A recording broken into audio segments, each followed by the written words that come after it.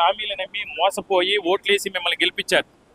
ఎలాగో super 6 super 7 మీకు చేత కాదు, మీరు అమలు చేయలేరు. ప్రజా సంక్షేమం అనేది మీకు తెలియదు.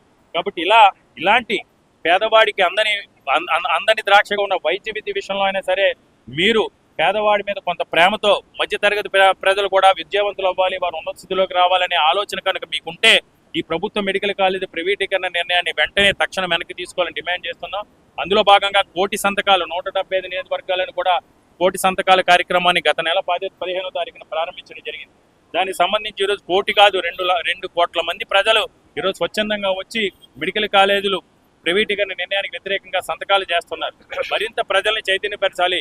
ఈ సమస్య పైన ఇది ప్రైవేటీకరణ జరిగితే ఆంధ్రప్రదేశ్ రాష్ట్ర భవిష్యత్తు ఏమవుతుంది, ఆంధ్రప్రదేశ్ రాష్ట్రంలో నివసించే పేద ప్రజల ఆరోగ్యానికి సంబంధించి ఎలాంటి అభద్రతా పరిస్థితులు నెలకొంటాయి. కాబట్టి భవిష్యత్తును దృష్టిలో పెట్టుకుని మరింత ప్రజల్ని చైతన్యపరచాలని ఈ రోజు 175 నియోజకవర్గాలను కూడా వైఎస్ఆర్ కాంగ్రెస్ పార్టీ ప్రజలు, మేధావులు, విద్యార్థులు, ప్రజాప్రతినిధులు అందరూ కలిసి ర్యాలీలు నిర్వహించడం జరిగింది. అందులో భాగంగా ఈ రోజు విశాఖపట్నం జిల్లాలో విశాఖ ఉత్తర నియోజకవర్గంలో నిర్వహిస్తున్న ఈ ర్యాలీలో పాల్గొన్న ప్రతి ఒక్కరికి ధన్యవాదాలు తెలియజేస్తూ, ముఖ్యంగా ఈ ర్యాలీలో పాల్గొన్న మా పార్లమెంట్ అబ్జర్వర్ మాజీ శాసనసభ్యులు కదిరి బాబురావు గారికి, అదేవిధంగా సీనియర్ నాయకులు, మాజీ పార్లమెంట్ సభ్యులు, శాసనమండలి సభ్యులు సోదరులు శ్రీ పండుల రవీంద్రబాబు గారికి, సీనియర్ నాయకులు మన రొంగల్ జగన్నాథం గారికి, అదేవిధంగా మహిళా అధ్యక్షురాలు పేడ రమణ కుమార్కి, మా కార్పొరేటర్స్కి, నాయకులకి అందరూ కూడా ధన్యవాదాలు తెలియజేసుకుంటూ, ఇది చారిత్రాత్మక తప్పిదం.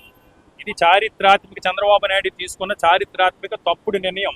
జగన్మోహన్ రెడ్డి గారు ముఖ్యమంత్రిగా ఉన్నప్పుడు విద్యారంగంలో కానీ వైద్య రంగంలో కానీ ఆంధ్రప్రదేశ్ రాష్ట్రం ఒక సువర్ణ అధ్యాయంగా నడిచింది. పేదవాడి ఆరోగ్యానికి సంపూర్ణ భద్రత కల్పిస్తూ ఆ రోజు జగన్మోహన్ రెడ్డి గారు ఆరోగ్యశ్రీకి సంబంధించి కేవలం గత ప్రభుత్వ హయాంలో 1000 ప్రొసీజర్స్ ఉంటే 3000 ప్రొసీజర్స్కి ఆరోగ్యశ్రీ కార్డు వర్తించే విధంగా చట్టాన్ని తీసుకురావడంతో పాటు 25 లక్షల వరకు 25 లక్షల వైద్యం వరకు కూడా ఆరోగ్యశ్రీ కార్డు వర్తించే విధంగా చట్టాన్ని తీసుకురావడం జరిగింది. ఈ దేశ చరిత్రలో, స్వతంత్ర భారతదేశ చరిత్రలో గతంలో ఏ ముఖ్యమంత్రి, ఏ నాయకుడు కూడా ఆలోచన కూడా చేయలేని విధంగా జగనన్న ఆరోగ్య సురక్ష అనే కార్యక్రమాన్ని ఏర్పాటు చేసి గ్రామాల్లో కానీ, పట్టణాల్లో కానీ, పిహెచ్సిలో కానీ, సిహెచ్సిలో కానీ డాక్టర్లందరినీ కూడా తీసుకొచ్చి ప్రజల చెంతకే వైద్యాన్ని తీసుకెళ్లి అందులో 70 రకాల ప్రజలకి వైద్య పరీక్షలు చేయించి వారికి ఉచిత వైద్యాన్ని అందించడం పాటు ఉచిత మందులు ఇంటికే పంపించే కార్యక్రమాన్ని ఈ దేశంలో చేసింది ఒక వైఎస్ జగన్మోహన్ రెడ్డి గారు మాత్రమే.